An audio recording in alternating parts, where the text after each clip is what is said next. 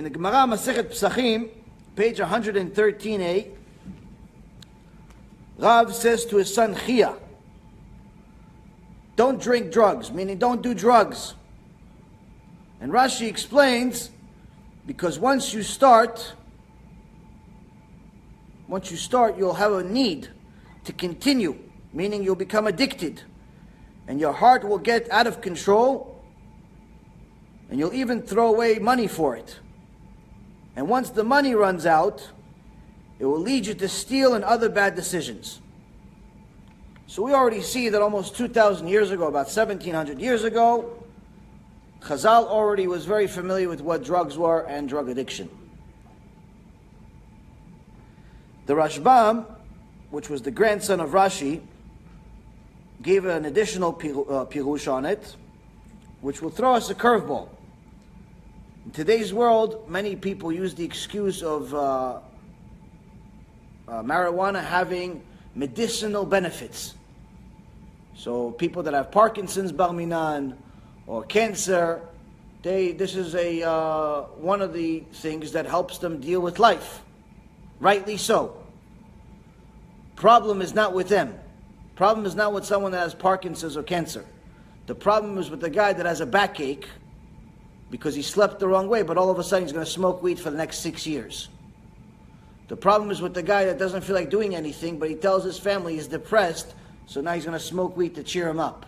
The problem is with all the liars that are making excuses to smoke weed. The problem is with the guy that says, oh, you have a backache, come, I'll take you to my doctor, and he gets pot for both of them. That's the problem. The problem is with the rest.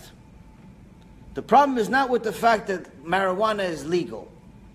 It's not the problem. The problem is with who takes it. Who is it legal for? So the Rashbam says that ve'afilu lerefuah lo tishteh im efshar lerefuah acheret. The Rashbam says that when it comes to drugs, even to use it for health benefits as a medicine, you're not allowed to take it if there is a different medicine available. So for anyone that has these backaches, headaches, and all these other ailments, you're not allowed to take pot, you're not allowed to take any of these drugs if there's another choice. If there's a choice that's not addictive, you're not allowed to take it. Now the Rambam in Ilchot Deot Halakha 20 says something wonderful.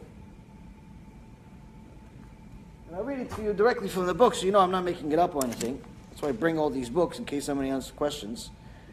And he says this is an actual halakha. Halakha means from Mount Sinai. Halakha means it doesn't change. The Rambam says, כל המנהיג עצמו בדרכים אלו שהורנו, אני ערב לו שאינו בא לידי חלי כל ימיו, עד שיזקין הרבה וימות ואינו צריך לרופא, ויהיה גופו שלם ועומד על בריאו כל ימיו. Whoever conducts himself in the ways which I have drawn, the Rambam before this gave mamash a instruction set of how to be healthy. Whoever conducts himself in this way, I guarantee him, this is an halakha, again, halakha, this means from Mount Sinai instructions. I guarantee that he will not become ill throughout his entire life until he reaches an advanced age and dies. He will never need a doctor. His body will remain intact and healthy throughout his entire life.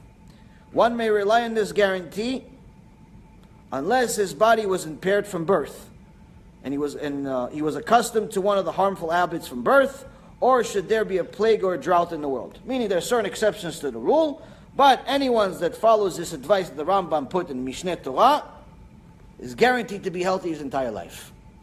Now, obviously we know a lot of sick people, we know a lot of people that have gone through hardship, and you see that most of them did one thing or another wrong. Rambam says if you follow this pattern that he has, you'll be in good shape. But the interesting part is that he says he will not need a doctor. Now usually when you say someone is healthy, that means that they're not going to need a doctor. Why is he repeating the same thing? So Rabbi Shabtai Sofer writes in Sharei De'ah that the Rambam, when he mentioned this preventative medicine, this preventative way of protecting yourself, but when he again reminded us that as a result of being healthy, you won't need a doctor. He was specifically talking about this Gemara in Pesachim, where you will not need these drugs that are addictive as a medicine. You will not need to use these doctors that end up giving you these drugs that end up giving you a physical or a mental addiction. Now, Rabbi Yaakov Kamenetsky, Zecher Tzadik Livracha, at the end of his days, it's known that he went through major hardship. He went through a huge amount of pain, and they tried giving him all types of painkillers. And he refused to take any of them. And asked him, for the Rav, why? It'll make your life more tolerable. I mean, why are you going to suffer all this pain? And he said, because if I take any of this medicine, I'm going to be considered a shoteh. I'm going to be considered a drunk. And to be considered a drunk in Shamayim, even for a second, is not tolerable if you have an option. To make yourself drunk on purpose, to make yourself high on purpose, is mamash 100% sin. And the reason why is because you can't pray to Hashem. You can't study His Torah. You can't be in front of the King of Kings when you're a shoteh. So for all of these people that say, no, I smoke right before I learn Gemara, you should understand that in Shamayim, that Gemara is considered disgusting. It's not considered limud Torah. There's no mitzvah. A shoteh that does a mitzvah by accident or on purpose doesn't get a mitzvah. It's considered nothing. If he's a shoteh on purpose, it's actually a sin. So some people that somehow they've infected Judaism by saying, no, they smoke weed right before they learn Torah because it opens up their brain, and it opens up this, and it opens up that, and opens up all these different things. This is all shtuyot, this is all garbage. This has nothing to do with Judaism. We're almost finished with the halachic part of it, and then we're going to get to the other stuff. Rav Moshe Feinstein, Zecher Tzadik Livracha, in Igrot Moshe Chelek Yoreh De'ah, Chelek Zayin, Siman Lamed Bet, gives an elaborate explanation of why doing any type of drug is not allowed, but here he's specifically talking about marijuana. And he gives this in brief. He says, first and foremost, it ruins and disrespects the body.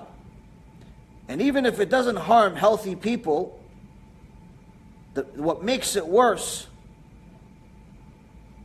than, let's say, cigarettes, is that it ruins the clarity and state of mind of a person intentionally, who puts himself in a state of being a shoteh, and is now dismissed from all of the mitzvot, where even if he does a mitzvah, there's no reward. To such an extent that Rav Moshe Feinstein says, once a person smokes any type of drug recreationally, he is considered in the same level as a ben sorer or moreh. Now, we, Baruch Hashem, this week started Sefer Dvarim, the book of Deuteronomy, Parashat Dvarim. Interestingly enough, Parashat Dvarim and Sefer Dvarim is the hardest musar in the entire book.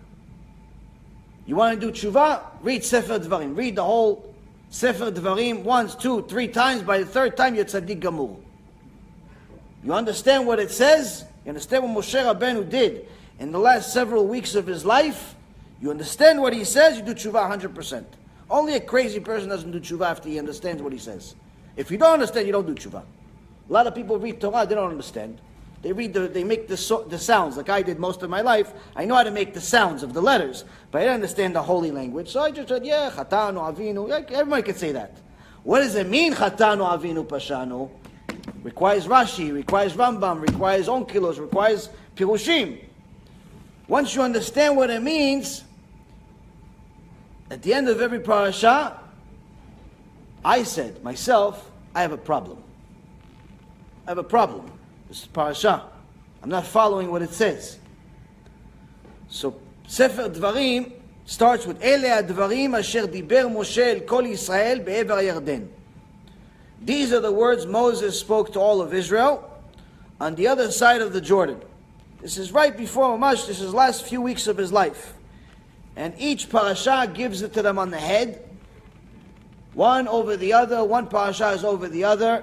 Mamash, very difficult to read sometimes. Now, a few weeks from now, we're going to read Parashat Ki Titzeh.